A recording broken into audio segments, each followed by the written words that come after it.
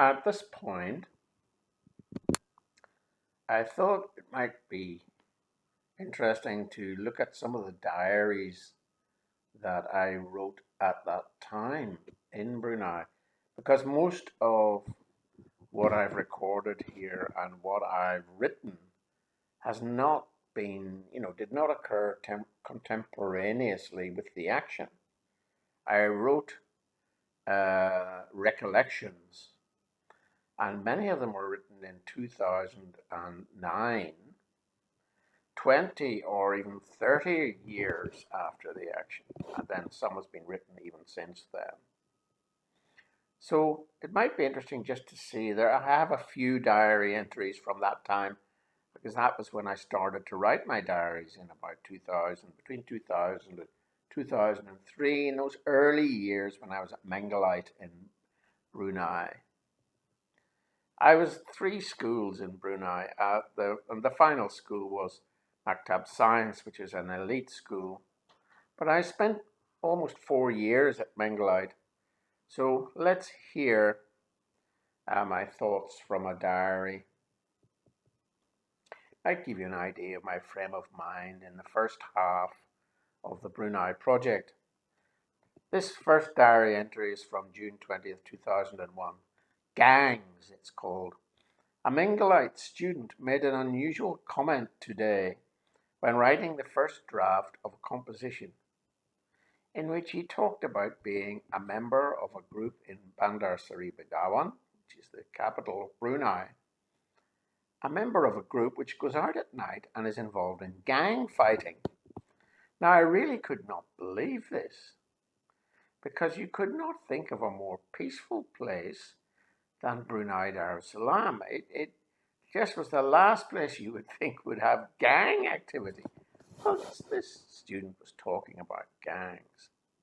So, all my students appeared to be so peaceful. I did not know what to do about it. I almost thought about going to the deputy principal about it, but I decided not to do that in the end. The boy was a very pleasant pupil and diminutive in size, not the sort of person that you'd expect to be involved in a gang. He wasn't the brightest of students. He'd just come back from the Hajj in Saudi Arabia, where all Muslims go. Now, this same student asked me for extra classes in English. So, why would a person like this be doing that? The reason, of course, was to come to school so he could socialize. And I didn't realize this for quite a while, but many students at schools in Brunei are even prepared to go through the ritual of attending classes, boring classes, just to have the opportunity to play with their friends outside their homes. Why, I asked. Oh, boring, sir, at home. Their life at home was so boring. They were not allowed out of the house mostly. They were confined to their rooms. This was social life in a strict Muslim country. The students therefore loved coming to school, not to learn, but to get away from their homes. Sad, I thought. And now here's another entry from Sunday, 17th of June. I was rostered on this Sunday morning to clean up the stadium at Bandar Seri Begawan with my class from school and my colleagues from Menglait. The upcoming event, was the Sultan's birthday. The work started at 7:30, so I arrived at 8:30. I'd been in Brunei for a couple of years by this time. My timing was perfect.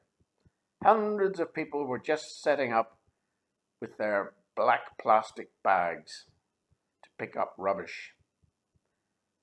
Surprise, surprise, I only saw one Form 1 student from Menglait. and about 4 teachers. So I was able to go home at about 9:30.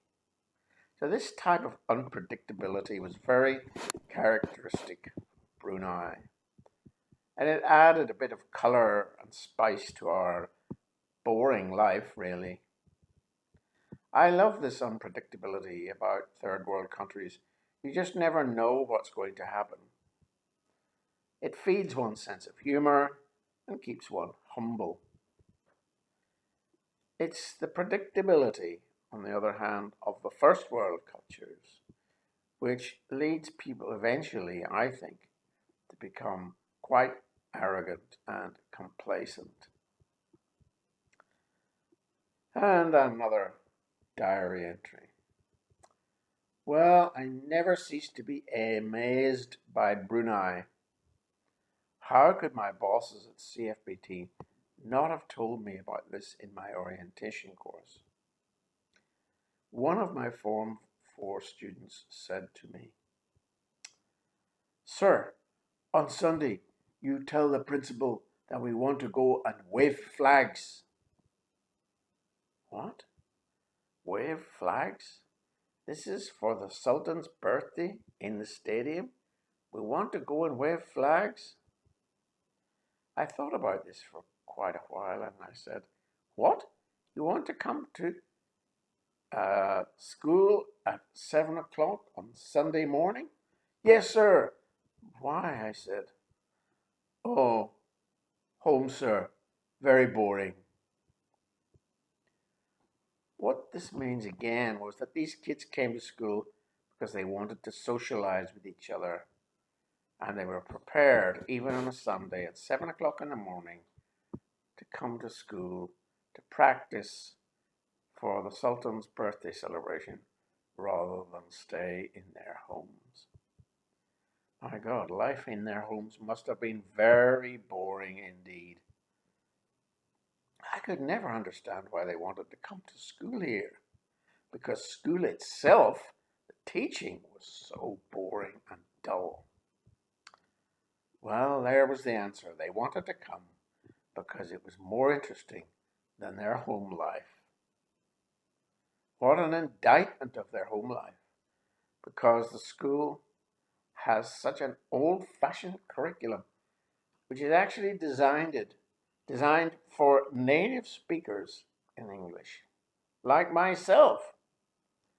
In fact, I did the very same curriculum 40 years previously than they did. Isn't that amazing? They were studying the same curriculum I did in Northern Ireland as a child. Shakespeare and all. No wonder the Bruneian kids were bored and that it was more interesting than home life. This convinced me that man is definitely a social animal above and before all else. Another entry, this was about our social life. Well, we went to the yacht club today and we met 2 interesting people, both of them very friendly. One was an Australian pilot. I was talking to them both about the Ashes cricket series between England and Australia. But it was noticeable that when they referred to you in the conversation, in other words, me, they meant England, the English cricket team, even though they knew that we were Australian citizens and had come from Brisbane.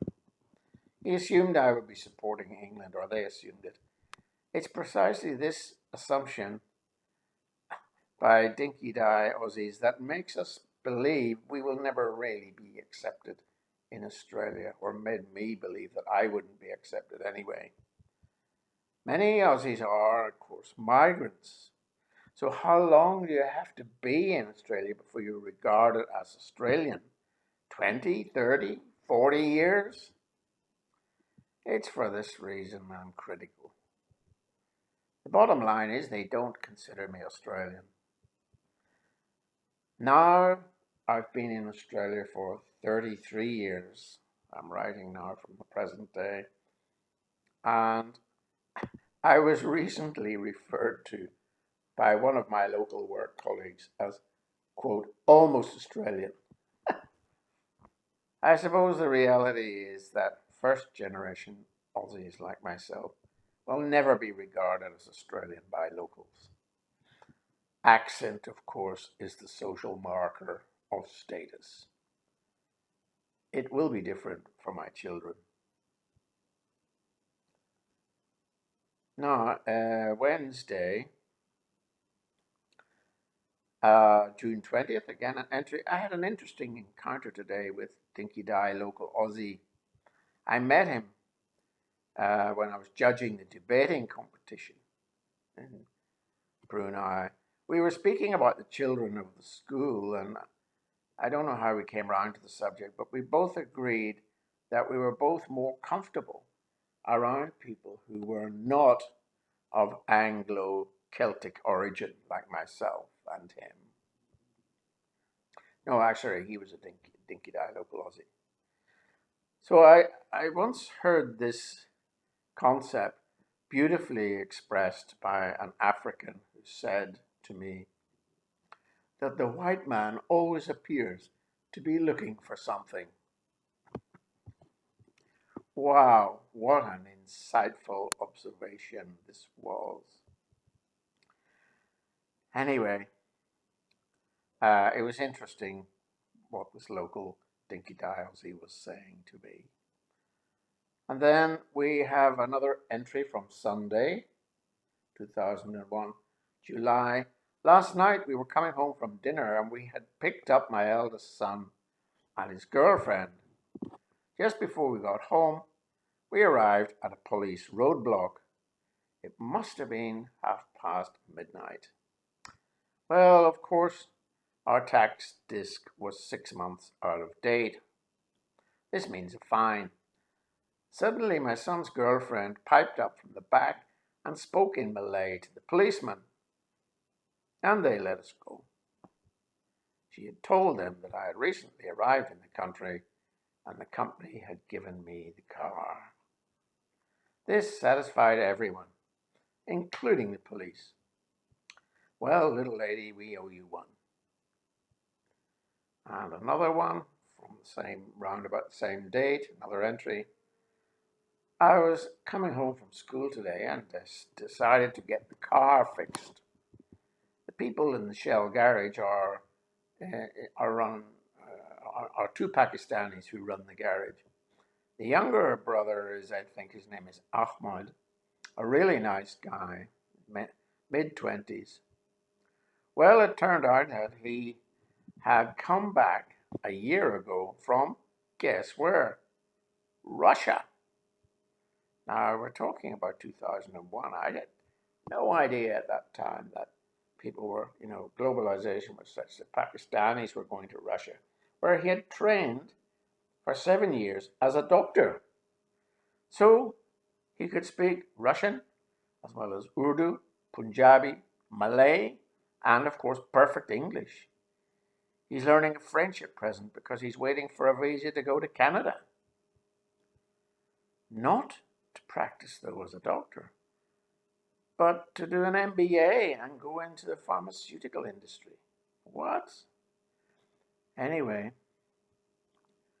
meanwhile, he was fixing my car in his brother's business in Brunei. He has invited me to play cricket, but before actually, but I've said no. Now he's inviting me to go to Kuala Lumpur in Brunei just to watch and bring the family and have the day out. It's precisely this sort of spontaneous generosity and friendliness which makes life as an expatriate so interesting and so colourful. It's a spontaneous generosity which I venture to say, although not totally absent from Anglo-Celtic culture, is much less common than in non-Anglo-Celtic cultures. Another diary entry from around that time. I was thinking today about how risky life is overseas. People do not know just how risky it is. One has to make so many compromises simply to survive. When I compare this with the lives of someone who's in suburbia, in that rut, uh, professionally in Australia or the UK, I realize that it's difficult for people in such a rut to understand our nomadic life.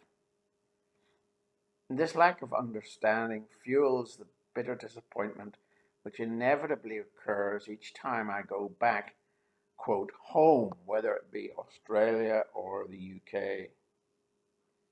Also, in my case, the lack of money saved makes it worse. Many expatriates have saved lots of money and, in fact, in their own way, have become quite complacent and self-satisfied. And then an entry from July 3rd. I'm still getting treatment for my shoulder. I slipped on some seaweed on the beach and fell very heavily, taking the weight on my left shoulder. It's been very slow to recover, and I'm not able to play golf, which is irritating me. Sometimes I feel in a blue mood. Our life seems so complicated compared to most people's lives. Why would anyone put themselves out on a limb like I have done by going to a new country? I sometimes ask myself this question, but the answer, of course, is we had no choice. Once I had accumulated some international experience as a teacher, I was on the bandwagon and couldn't get off. I was only employable on the international circuit. Irish and Australians didn't value my overseas experience, so I was unemployable. Thinking back on the Australian venture in Melbourne, for example, how vulnerable we were after that disaster in Melbourne and how utterly alone. I found myself thinking I would never forgive myself for going to Australia. I grew to dislike the culture, its very independence, and their chilling indifference. Some things cannot be forgiven nor forgotten. These negative thoughts kept returning to me in the early days in Brunei when I was in these blue moods. But then a little later, changing the subject, some of my philosophical thoughts at Menglait, a final diary entry for 2001. I've just been thinking about Chinese theatre. I remember seeing on the internet this little mini drama it was actually on television, I think. It looked like there were two men wrestling each other with their head and arms locked together like two goats. For a long time it appeared to have been two figures fighting each other, but in actual fact it was only one actor. It was only one man, although it looked like two. What this clever little piece of theatre was trying to show was that the conflicts in life are often with oneself, not with other people. A beautiful concept. I'm always trying to improve myself. Constantly, I'm fighting with my negative side. Sometimes I don't think I'm making any progress. I just become more aware of my negative side and then become depressed thinking about it. Ultimately, one simply has to be oneself and accept it in the end, no matter how ugly one knows oneself to be. But it's hard to suppress the uncharitable impulses one has about one's fellow human beings from time to time. I know of a great quote here, and I cannot remember the person who did it, but I remember what he said. the murderous impulse in the breast, from an unknown source. Another interesting quote from a recent book which I've read, this is in 2001. My father told me that no one owed me anything in life. Now, this is not my own father. He didn't say that to me, but it was from a book. The author believed this was a good lesson to learn. I couldn't agree more. But I just wonder how perfect can one really be to believe this? Because, of course, all of us, especially in our younger years, feel that the world does somehow owe us a living. I've certainly believed it for much of my younger life. I think many other people did too. But mostly, these were people in developed countries. On the other hand, Africans and South and Central Americans and Asians seemed not to believe this at all. They were much more practical and pragmatic.